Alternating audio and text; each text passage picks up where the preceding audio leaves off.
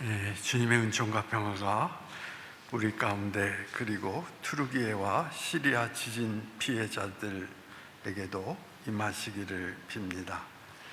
벌써 사망자가 4만 명에 이른다라고 하는 보도를 보았습니다. 건물 잔해에 갇힌 채 구조를 기다리는 한 사람이라도 더 구제할 수 있도록 위험을 무릅쓰고 있는 구제대원들에게 하나님께서 힘과 능력을 더해 주시기를 빕니다. 대형 재난이 나타날 때마다 우리에게 긴급히 물어야 할 질문이 있습니다. 왜 이런 일이 일어나는가?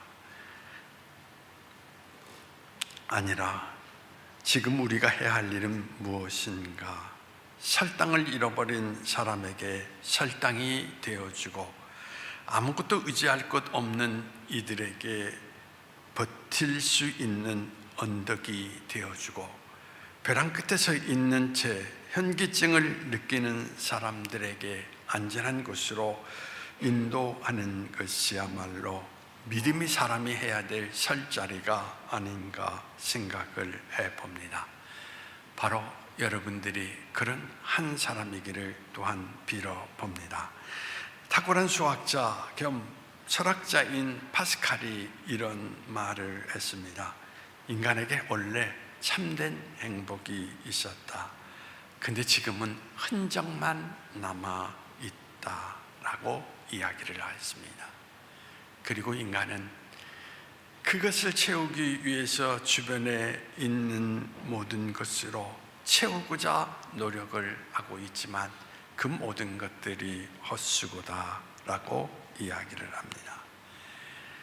인간은 죄 때문에 상실한 행복을 찾기 원하지만 찾지 못한 채 뻥 뚫린 가슴을 안고 산다라고 이야기를 합니다. 돈이나 쾌락이나 지식으로 채우려고 하지만 채워지지 않는 뻥 뚫린 가슴을 안고 살아가는 것이 인간이요, 그 뻥 뚫린 가슴은 하나님만으로 채울 수 있다라고 그는 이야기를 하고 있습니다. 오늘 본문 5절을 주목해 보겠습니다. 돈을 사랑하지 말고 있는 바를 족한 줄로 알라라고 이야기를 하십니다. 왜 그렇습니까? 내가 너희를 버리거나 떠나지 않기 때문에 라는 이야기인 것입니다. 이 말씀을 정확하게 끌어서 보겠습니다.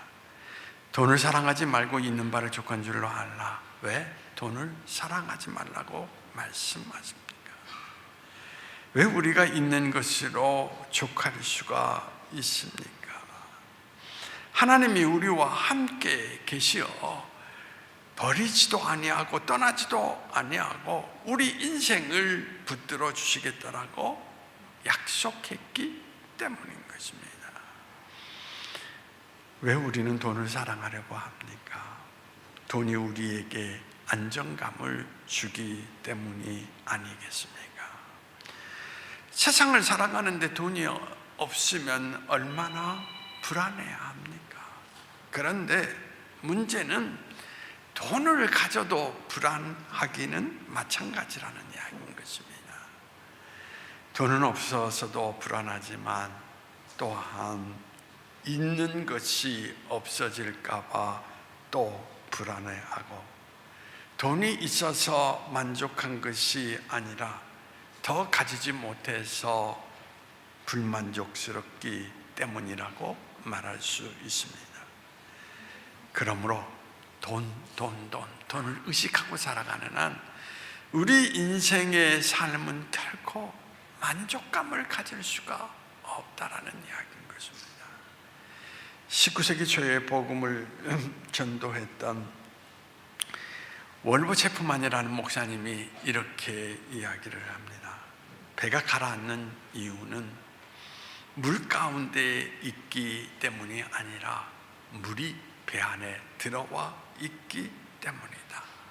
마찬가지입니다.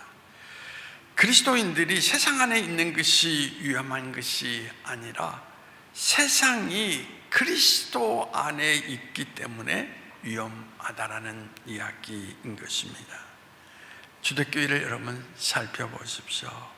주택교회는 자기의 목적을 위해서 하나님 앞에 축복해달라고 간구한 적이 없습니다. 교회는 사람들의 관심을 끌기 위해서 전략들이 필요하지 않았습니다. 교회에 필요한 것은 성경 진리를 가르치고 성경 진리대로 전파하고, 그리고 정말 성경 진리대로 그대로 따라 사는 모습이었던 것입니다. 문제의 본질은 주변의 환경에 있는 것이 아니라 우리 안에 과연 무엇이 있느냐에 달려 있다라는 이야기인 것입니다. 마태복음 14장 이하를 보면 우리가 잘 아는 사건이 기록이 되어 있습니다. 베드로와 제자들이 배를 타고 가다가 풍랑을 만나게 됩니다. 그리고 바다 위를 걸어오시는 주님을 보고 베드로가 주님께 말합니다. 만일 주시어거든 나를 명하사 물 위로 걸어오게 하소서라고 말합니다. 풍랑 가운데 주님을 바라보고 나아간 베드로는 물 위를 걸어가는 기적을 경험하게 됩니다. 그렇습니다. 문제 가운데에서, 풍랑 가운데에서 기적을 경험한다라는 거 결코 이상한 일이 아니었습니다. 문제는 풍랑 가운데에서도 물 위를 걸었던 베드로의 눈이 자신이 처한 형편과 처지를 향하게 되었을 때 문제가 발생하게 되었다라는 이야기인 것입니다. 마태복음 14장 30절 말씀입니다. 바람을 보고 무서워 빠져가는지라 소리질러 이르되 주여 나를 구원하소서 하니. 실제 우리 삶에는 늘 풍랑이 일어나고 있습니다. 한 주간 동안 여러 사람을 만났습니다. 다 저마다 아픔의 사연을 갖고 다 인생 가운데 어려움의 풍랑 속에 오늘도 허덕이고 있는 모습들을 바라볼 수가 있었습니다. 문제는 그 모든 일들이 돈으로 다 해결될 수가 없다라는 이야기인 것입니다. 중요한 것은 이 문제를 바라보기 시작을 하면서 여러분이 주님을 떠나게 되고 점점 여러분 인생이 가라앉게 된다라는 사실인 것입니다. 그러므로 우리가 문제를 바라보며 열심히 산다는 것보다 더 중요한 것이 뭐냐? 주님 안에 거하는 것이다 라고 이야기를 드릴 수 있습니다. 한 가정 안에 큰 풍랑이 일어났습니다.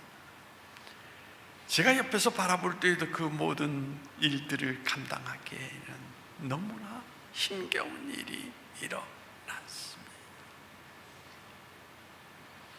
그때에 그 가정의 부부들이 오히려 주님을 더 뜨겁게 바라보기 시작을 했습니다.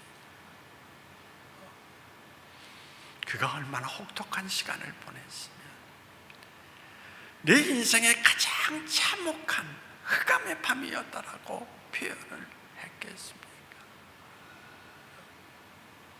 그럼에도 불구하고 그의 인생 가운데 일어난 그 거친 풍랑의 모든 사실들을 바라보지 않고 오직 주님만 바라봅니다.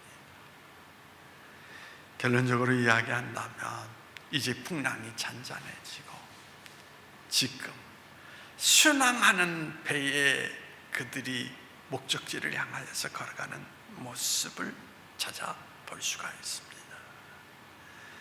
여러분에게 묻습니다. 여러분은 언제 하나님이 여러분 곁을 떠났다라고 느끼십니까? 제 개인적인 생각입니다. 어려울 때에는 오히려 하나님과 더 가까이 다가섭니다. 근데 신앙의 삶의 자리가 지겨워지기 시작할 때 오히려 하나님과 멀어지기 시작한다는 것입니다. 오히려 고난 가운데 더욱 친밀감을 느끼고 하나님 앞에 더 가까이 다가갑니다. 그러나 지루한 일상이 계속되고 우리 인생의 비전도 사라지고 도전하지 않을 때 우리 신앙은 무기력감 가운데 빠지게 된다는 이야기인 것입니다. 우리가 그분 안에 거한다는 것, 그것을 어떻게 느낄 수 있습니까? 가장 평범한 일상 가운데 늘 감사하면서 하나님을 기뻐할 수 있는 삶의 모습을 가지고 있을 때 하나님이 정말 우리에게 가까이 있다라고 우리가 느끼고 있지 않습니까? 결국 우리의 신앙의 도전은 특별한 때가 아닌 일상에서 우리가 어떻게 사느냐가 중요하다라는 이야기인 것입니다. 위기 가운데 증명되는 신앙은 빛이 납니다. 그러나 그 빛을 유지하는 자리는 일상의 삶의 자리라는 것입니다. 요한복음 15장에 나오는 포도나무 비유보다 더 정확한 그분 안에 거하는 말씀을 잘 설명하고 있는 것이 없는 듯 합니다. 아버지는 농부, 예수님은 포도나무, 그리고 우리는 가지입니다. 농부이신 아버지의 돌보심을 받고 포도나무에 연결된 가지는 언제나 풍성한 열매를 맺습니다.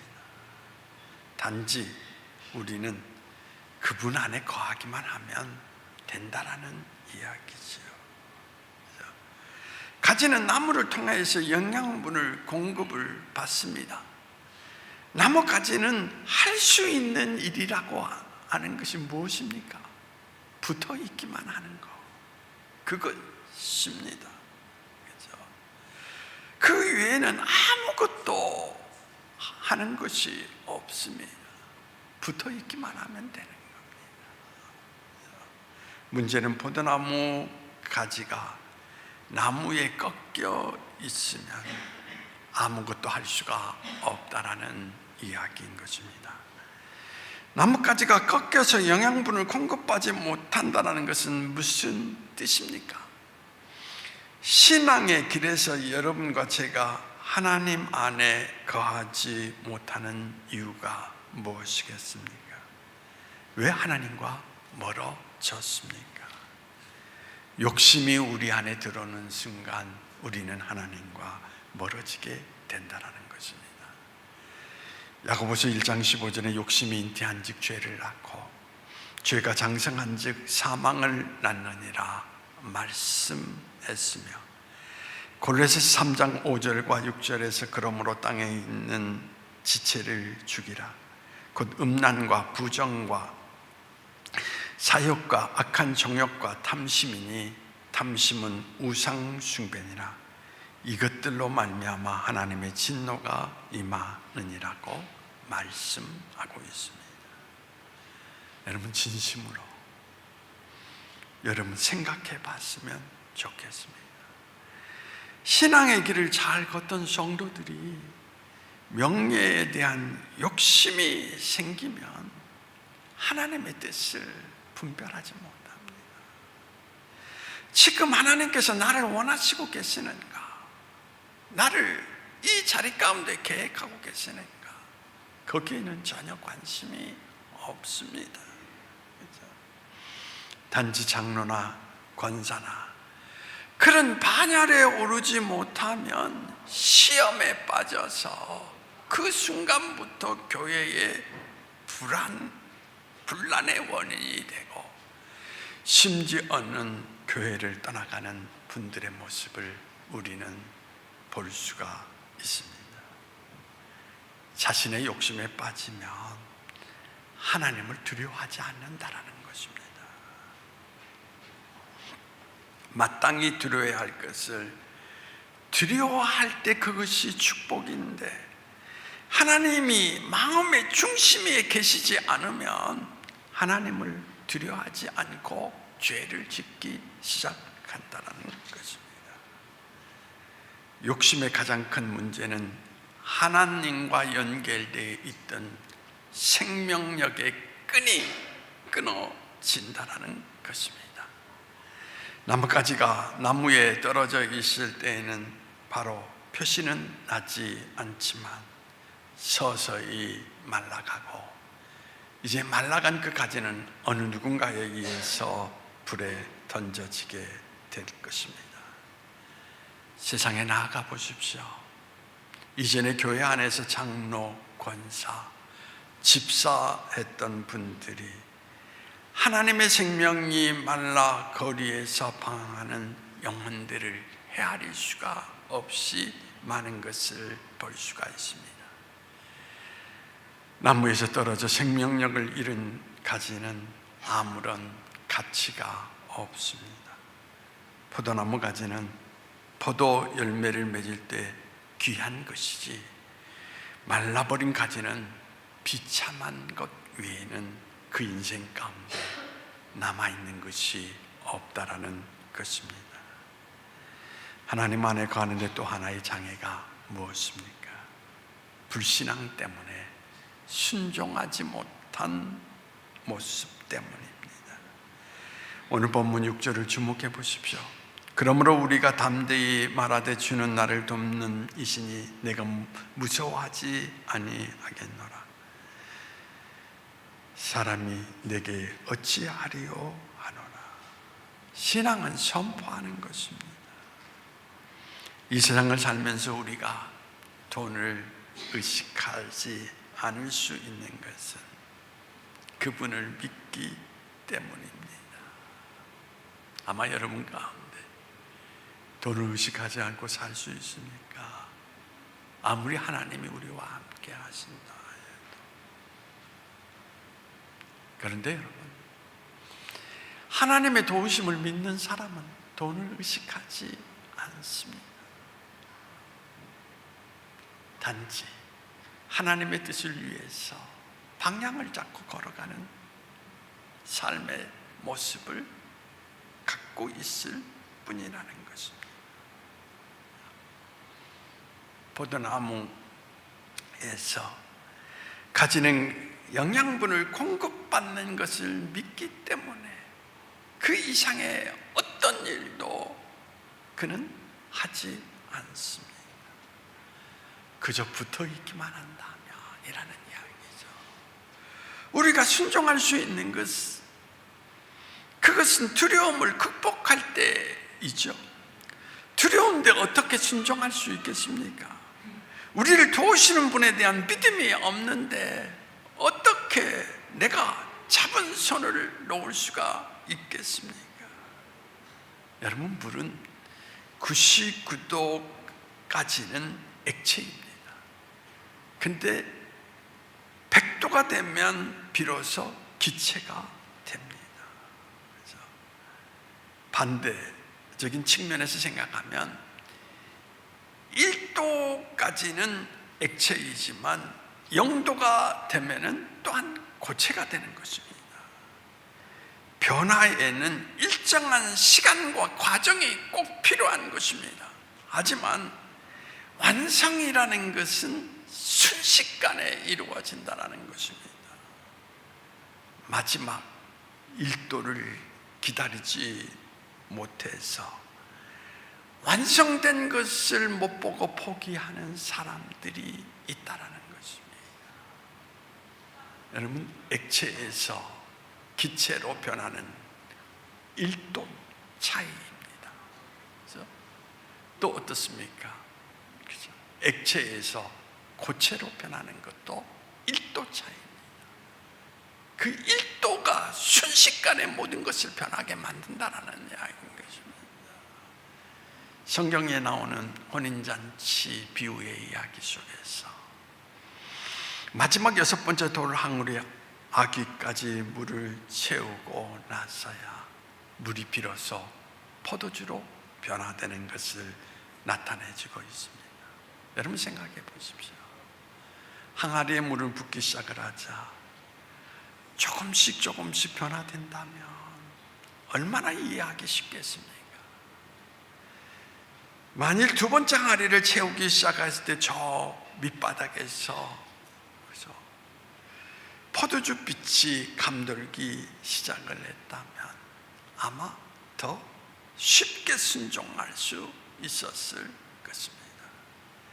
하지만 성경 속에서 우리에게 나타내주는 하나님의 역사의 완성이라고 하는 것은 그렇게 이루어지지 않는다라는 것입니다. 물을 채우는 듯 보았지만 그들은 순종과 인내하면서 마지막 항아리 아귀까지 채우며 물이 포도주가 되는 그때 비로소 기적을 경험하게 되는 것입니다. 그래서 우리가 꼭 기억해야 될 것은 순종과 인내라고 하는 것입니다. 하나님의 역사는 순종하는 자가 경험할 수가 있습니다. 순종하지 않으면 어떤 역사도 기대할 수가 없습니다. 우리가 하나님의 역사를 나중에야 알게 되는 것입니다. 왜 하나님이 나에게 일하라고 명령하시는가? 처음에는 알지 못해도 무조건 하나님 말씀과 명령에 순종하고 믿고 걸어가다 보면 그죠? 마지막 어느 순간의 때에 하나님이 이래서 나에게 이런 말씀을 하셨구나 라는 것을 깨닫게 된다는 것입니다. 사람들은 알고 믿는다고 하는데 성경은 그렇게 얘기한 적이 없습니다. 믿으면 알게 된다라고 이야기를 합니다.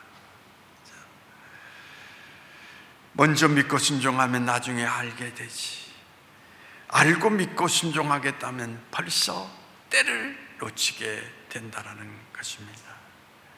우리가 참 부러워하는 여호와 이레의 축복과 기적은 아브라함이 하나님의 말씀에 순종했기 때문에 경험할 수 있었던 것입니다. 그러므로 우리가 복종과 순종을 통하여서 주님의 몸 안에 들어와야 주님의 은혜를 경험할 수가 있게 되는 것입니다. 성경은 어리석은 사람은 하나님의 말씀을 듣지 않는 사람이 아니라 하나님의 말씀을 듣고도 행치 않는 사람이라고 분명히 기록하고 있습니다. 납병 환자들은 예수님의 말씀을 믿었습니다. 아무런 증거가 나타나지 않았는데도 제사장에게 가서 몸을 보이라고 이야기할 때 그들은 그 말씀 그대로 제사장에게 달려갔습니다. 제사장의 몸을 보이고자 하는 순간 기적이 나타났습니다. 앤드루 모레이라고 하는 분이 그리스도인이 되었을 때 처음으로 입학하는 학교가 하나님의 순종학교라고 말씀했습니다. 하나님은 우리에게 믿음의 순종을 보기를 원하시고 계시다라는 것입니다.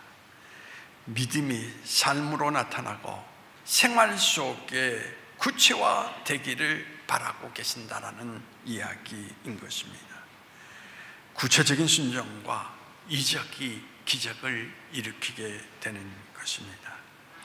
오늘날 세상은 전염병, 전쟁, 경제위기, 관계단절, 우울감 등 여러 가지 무기로 우리에게 겁을 주고 있습니다. 그러나 우리가 그 모든 일은 두려워할 것이 아닙니다. 여러분이 주님에게 순종하면 그 순종을 통하여서 은총을 얻게 된다라는 이야기인 것입니다. 그리고 마음으로 믿고 의지해야 예수님 안에 있을 수가 있습니다. 순종할 뿐만 아니라 믿어야 합니다. 믿지 않고 자꾸 의심하면서 불신앙을 가지면 주님이 우리를 붙들어 줄 수가 없습니다. 여러분, 세상이 전해오는 소식 앞에 두려워하거나 염려하지 마십시오. 낙심하지 마십시오. 밤 사경쯤 바다 위를 걸어서 우리를 찾아 우리에게 오시는, 그리고 우리에게 바다 위를 걸어서 주님께로 오라 하시는 주님의 말씀에 순종해 어려운 순간을 이겨나갈 수 있는 여러분 모두가 되기를 빌어봅니다. 기도하시겠습니다. 네, 오늘도 성경 말씀의 이야기를 통하여서 하나님의 문제가 아니라 우리의 믿음이 문제였습니다. 지금 우리 안에 무엇이 있느냐?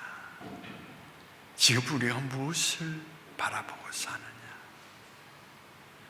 우리는 주님 안에 있다 말하면서도 주님을 바라보고 산다라고 이야기하면서도 우리 주변의 환경에 둘러싸여 있는 모든 문제를 바라보면서 아파하고 신음하면서 절망 가운데 놓여있는 모습을 드러낼 때가 많았습니다. 믿음이 문제였습니다. 주님, 우리의 믿음을 도와 주옵소서. 그리하여 하나님 안에서 믿음의 결과물을 얻을 수 있는 우리 인생이 될 수 있도록 주님께서 우리를 도와주시기를 원하오며 나사렛 예수님의 이름으로 기도하옵나이다. 아멘.